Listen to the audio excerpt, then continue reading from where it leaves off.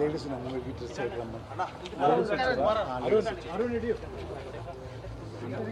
పెట్టన్నా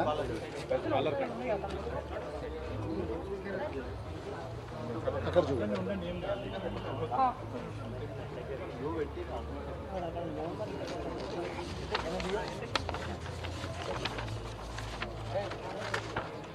అందరికి press note వస్తుంది, మళ్ళా నేను బ్రీఫ్గా చెప్పేస్తాను. అందరికీ నమస్కారం.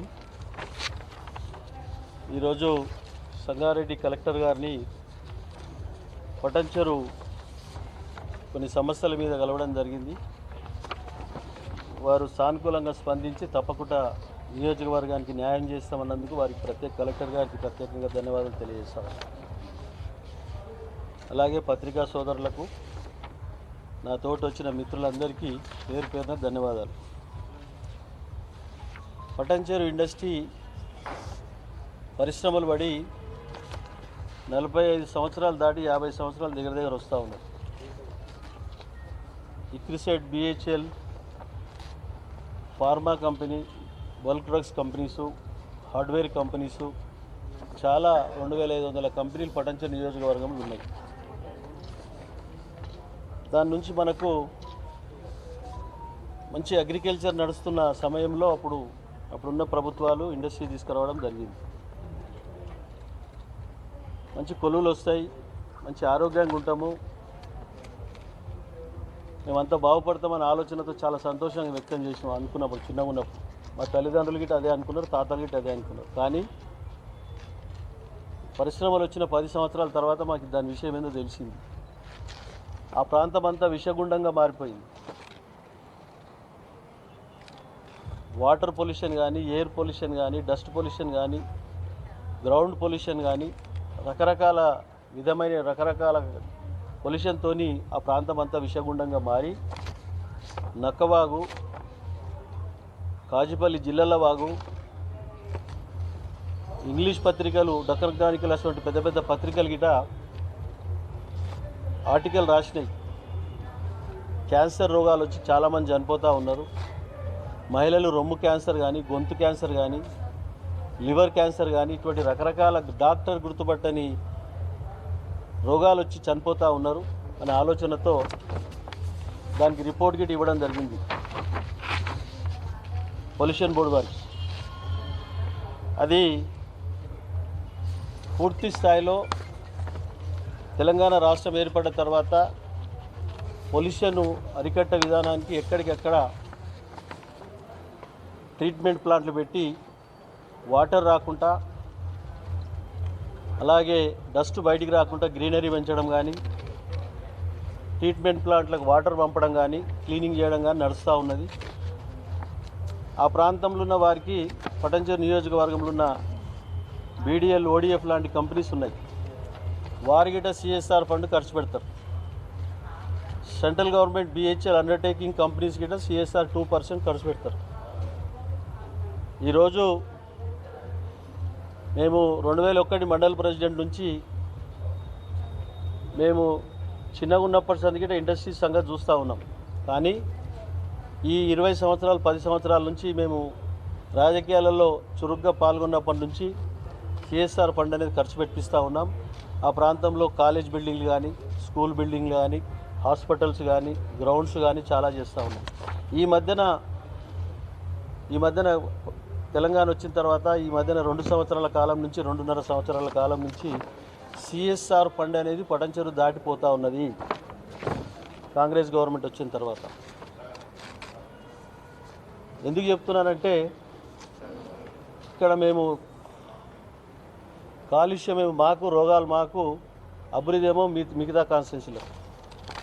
అది కాదు. ఈ తెలంగాణ వచ్చి రావడానికి కారణం ఏంది? మన నీళ్లు, మన విధులు, నిధులు, నియామకాలు. దాన్ని దృష్టిలో పెట్టుకొని అంబేద్కర్ గారు రాసిన రాజ్యాంగ చట్టంలో పొందుపరిచిన అంశాన్ని దృష్టిలో పెట్టుకొని మనకు తెలంగాణ రాష్ట్రం ఇవ్వడం జరిగింది. ఇప్పుడేమో పొలిమేర దాటిపోతూ ఉన్నది. దయచేసి కలెక్టర్ గారిని రిక్వెస్ట్ చేయడం జరిగింది. జిల్లా మంత్రి గారు దామోదర్ గారు పెద్ద మనసు చేసుకొని పట్టంచెరు నియోజకవర్గానికి వర్తించేటట్టు చేయాలని చెప్పి పర్సనల్గా రిక్వెస్ట్ చేస్తాను. ఆయన కూడా కలిసి లెటర్ ఇస్తాను నేను.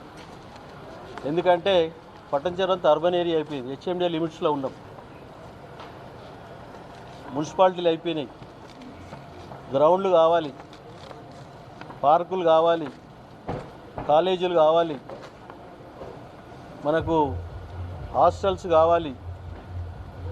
కాబట్టి ఈ ప్రాంతంలో ఈ స్కూల్స్ బిల్డింగ్ ప్రతి ఒక్కటి చనిపోయిన వాళ్ళు చనిపోగా పొల్యూషన్తో ఎఫెక్ట్ అయ్యి చనిపోయిన వాళ్ళ కుటుంబాల్లో ఉన్న పిల్లలకు చదువుతో పాటు ఆరోగ్యంగా ఉండడానికి ఇప్పుడన్నా ఇవన్నీ సమకూరిస్తేనే రాజకీయంగా మనము ఇచ్చిన అవకాశాన్ని వారికి న్యాయం చేసిన వాళ్ళం అవుతాం. కాబట్టి పెద్ద మనసుతో దామోదర్ రాజనరసింహ గారు పట్టంచెరు నియోజకవర్గానికి వదిలి ఇండస్ట్రీ వాళ్ళ మీద ప్రెషర్ వేసి పక్కదారి పట్టకుండా నియోజకవర్గానికి ఖర్చు పెట్టే విధంగా డైరెక్షన్స్ ఇవ్వాలని చెప్పి నేను పర్సనల్గా వారిని రిక్వెస్ట్ చేస్తూ ఉన్నా.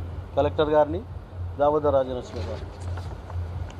కమలాసన్ రెడ్డి పొల్యూషన్ కంట్రోల్ బోర్డుకు సంబంధించిన చీఫ్గా ఉన్నాడు. ఇప్పుడు ఆయన గిట్ట కలవడం జరుగుతుంది. అవసరం అంటే ముఖ్యమంత్రి గారు గిట్ట కలిసి పర్సనల్గా రిక్వెస్ట్ చేయడం జరుగుతుంది. దాన్ని పూర్తి స్థాయిలో నియోజకవర్గానికి ఖర్చు పెట్టే విధంగా డైరెక్షన్స్ ఇవ్వాలని చెప్పి ప్రభుత్వానికి కోరుతా ఉన్నాను. దీనికి సంబంధించిన అప్పుడు ఎఫెక్టెడ్ విలేజెస్కి నేషనల్ గ్రీన్ ట్రిబ్యునల్ వారు డైరెక్షన్ వారికి సుప్రీంకోర్టు జడ్జిమెంట్ ఇవ్వడం జరిగింది. సూపర్ స్పెషాలిటీ హాస్పిటల్ కట్టడానికి మన మద్రాస్ కోర్టు డైరెక్షన్ ఇవ్వడం జరిగింది. ఆ ప్రాంతంలో ఉన్న వర్కర్లు, ఆ ప్రాంత ప్రజలకు గాంధీ హాస్పిటల్, ఉస్మానియా హాస్పిటల్ లాంటి ట్రీట్మెంట్ జరగాలి ఈ ప్రాంతంలో ఉన్న వారికి. కాబట్టి ఆ విధంగా సూపర్ స్పెషాలిటీ హాస్పిటల్ ఎండింగ్లో ఉన్నది. దానికి 50 కోట్లు అయితే దానికి ఎక్విప్మెంట్స్ అని తీసుకొచ్చి ప్రజలకు అందుబాటులోకి రావడానికి అవకాశం ఉంది. దాని మీద కూడా చర్యలు తీసుకోవాలని చెప్పి నేను జిల్లా మంత్రి గారిని కోరడం జరుగుతూ ఉన్నది.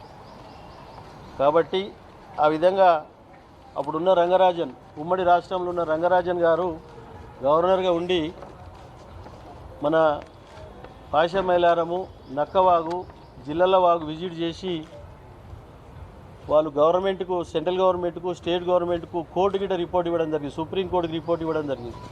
ఏమని? ఈ ప్రాంతంలో ఉన్న కార్మికులు, ఈ ప్రాంతంలో ఉన్న ప్రజలు పచ్చని పంటలు పండే పొలాలను పోగొట్టుకొని పరిశ్రమలు వచ్చిన తర్వాత రోగాల బారిన పడి చనిపోతూ ఉన్నారు. క్యాన్సర్ బీమార్తో చనిపోతూ ఉన్నారు. మహిళలు రొమ్ము క్యాన్సరు, మన గర్భసంచి క్యాన్సర్తో వచ్చి చనిపోతూ ఉన్నారు అని రిపోర్ట్ రాయడం జరిగింది. అది గిట్ట రిపోర్ట్ నేను కలెక్టర్ సబ్మిట్ చేయడం జరిగింది. కాబట్టి ఆ రిపోర్ట్ ప్రకారంగానే సుప్రీంకోర్టు ఫ్రీ డ్రింకింగ్ వాటర్ మనకు 15 సంవత్సరాల కిందనే మనకు అందియాలని చెప్పి ప్రభుత్వానికి డైరెక్షన్స్ రావడం జరిగింది. ఈ మధ్యన సూపర్ స్పెషాలిటీ హాస్పిటల్కు పాతది 100 పడకలు, ఇప్పుడు 200 పడకలు, 300 పడకల ఆసుపత్రికి 300 కోట్ల రూపాయలు పాత గవర్నమెంట్ ఉన్నప్పుడు కేసీఆర్ దానికి ఫౌండేషన్ వేసి ఎండింగ్లో ఉన్నది. అది కంప్లీట్ చేసి ఇనాగ్రేషన్ చేయాలని చెప్పి నేను కోరుతా ఉన్నా.